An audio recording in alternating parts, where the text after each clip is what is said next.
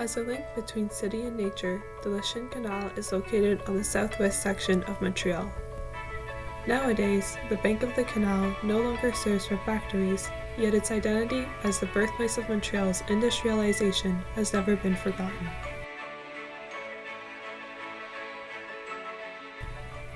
The first excavation of the Lachine Canal started in 1689. At the beginning of the 19th century, a consortium carried out the renovation.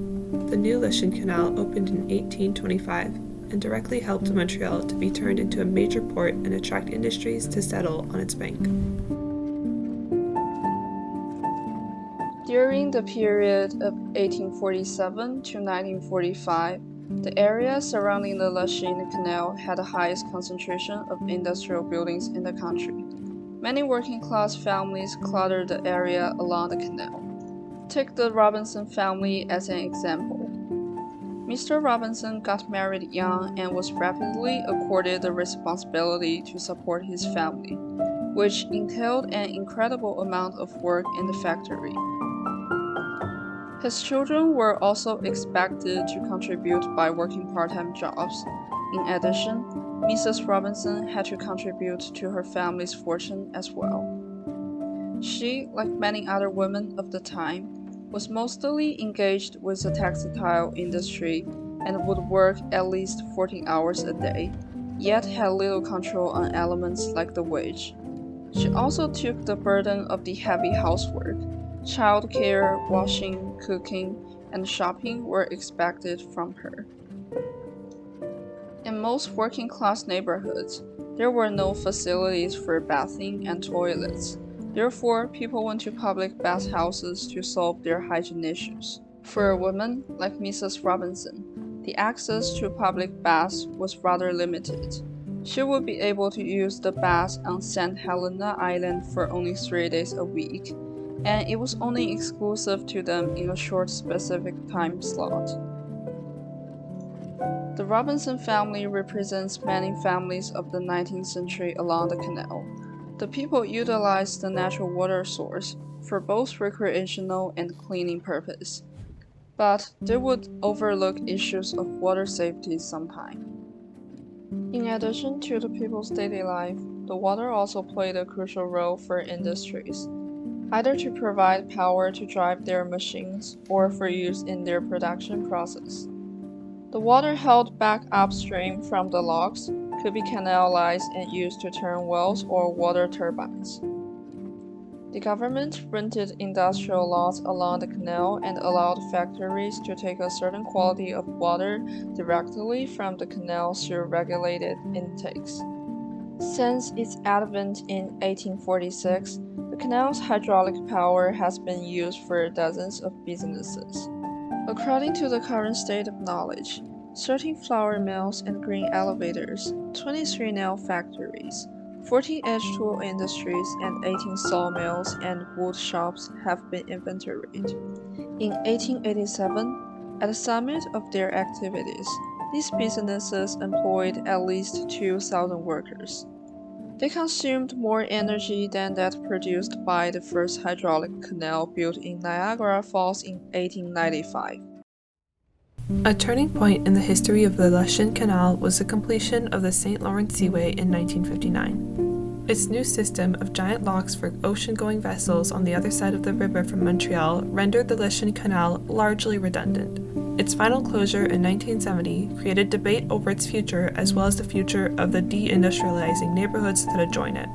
What, or who, was the canal to be redeveloped for? The political landscape from the elections of 1976 helped answer this question. The federal government felt the responsibility to act against the newly elected Savoyantist Parti Québécois, responding by symbolically planting the Canadian flag in downtown Montreal and announcing the transfer of the Lachine Canal to Parks Canada as a national park. This entailed in the post-industrial transformation of the canal, under the auspices of Parks Canada, into a zone of recreation and leisure with a hopeful heritage focus on the renowned birthplace of industry. In the late 90s, $100 million in governmental funds were designated to the extensive decontamination and makeover of the canal, and it reopened to pleasure crafts in 2002.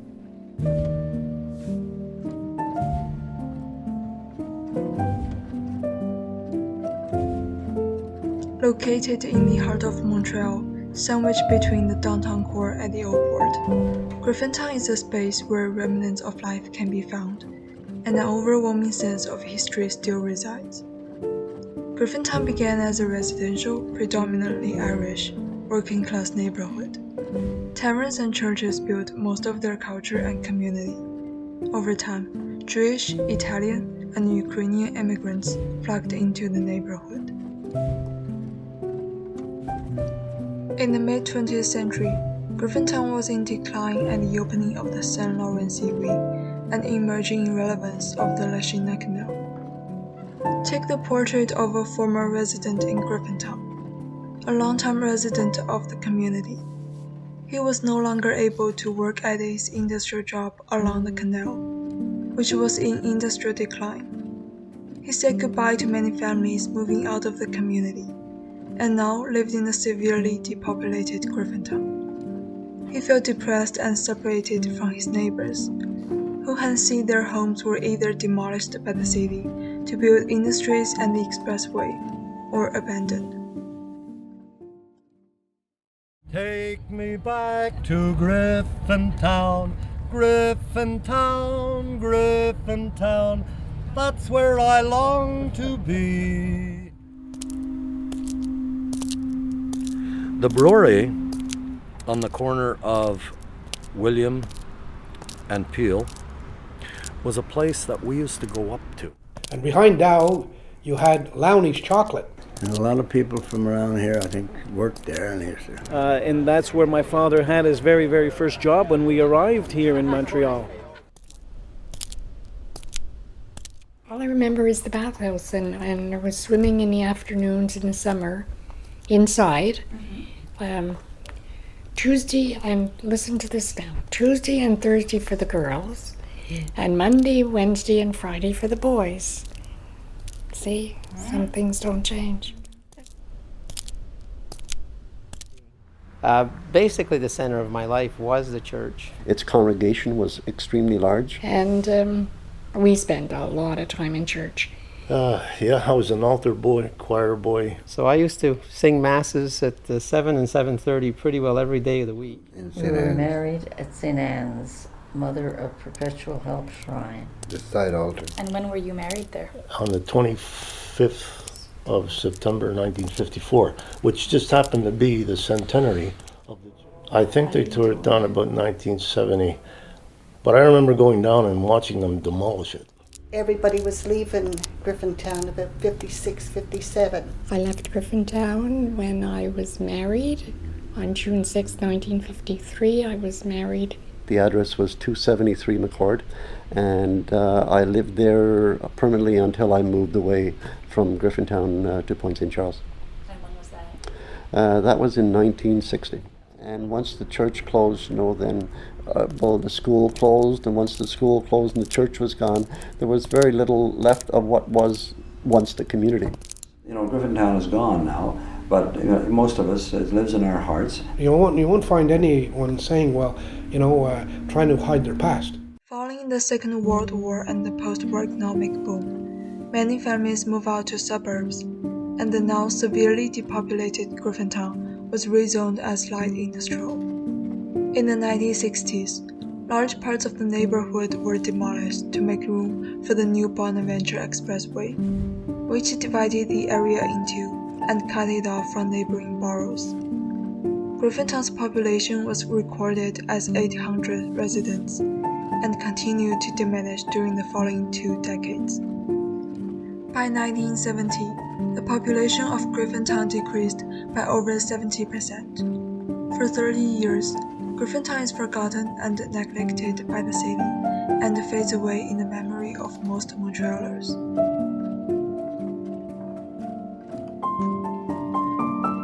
In 2004, Montreal's master plan took the development of Griffintown into account. The goals were centered around the preservation of the industrial part, improvement of economic and residential activities, and plan for recreational and touristic activities. Since 2005, lifestyle condominiums have continuously been erected in in the neighborhood and attracted further investment. By 2020, more than 20 new condo projects have been built, and thousands of new residents had already moved into the new buildings. Numerous additional projects were still under development, and population was approaching 10,000 residents.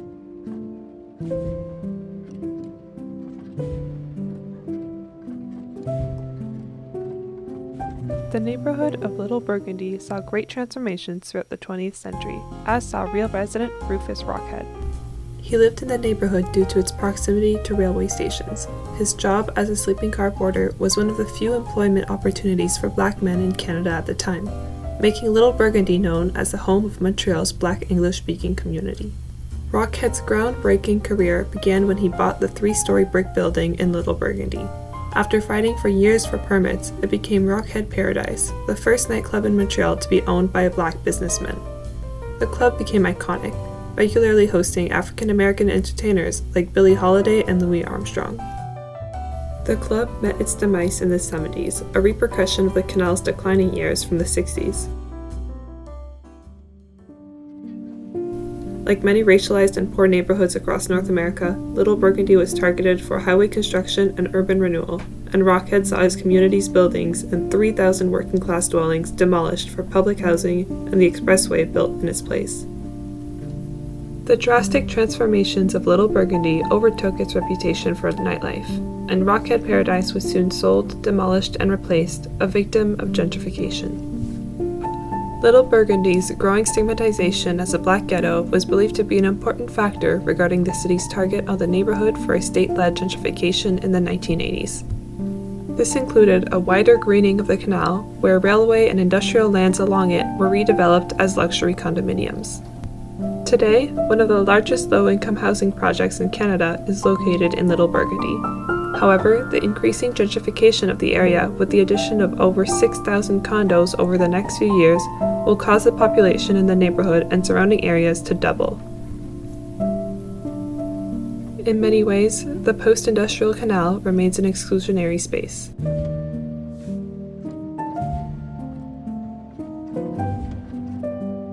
Take the portrait of a young boy living in Little Burgundy today.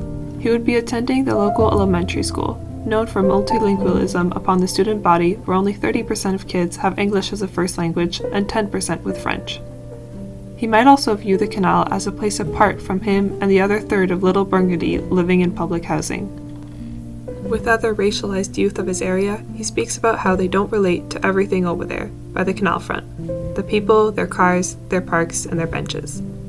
This same feeling tends to be embodied in frustration in adults.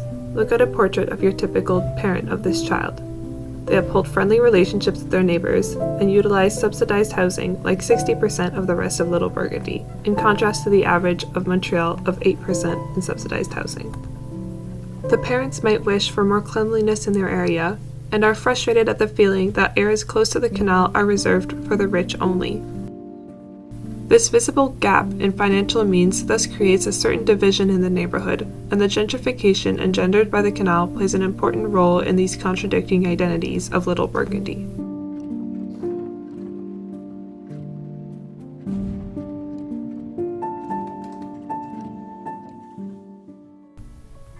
The years of developments along the canal rendered it a new experience to visit with family and friends today. Had the Robinson family from the industrial era lived it today, they might be taken by the variety of outdoor leisure accessible for the family along the 13-kilometer path hugging the canal. And we won't know if they would buy into the Lachine Canal's natural setting, valuing green corridors to greater parks, if they first knew it in its beginnings as the birthplace of industry.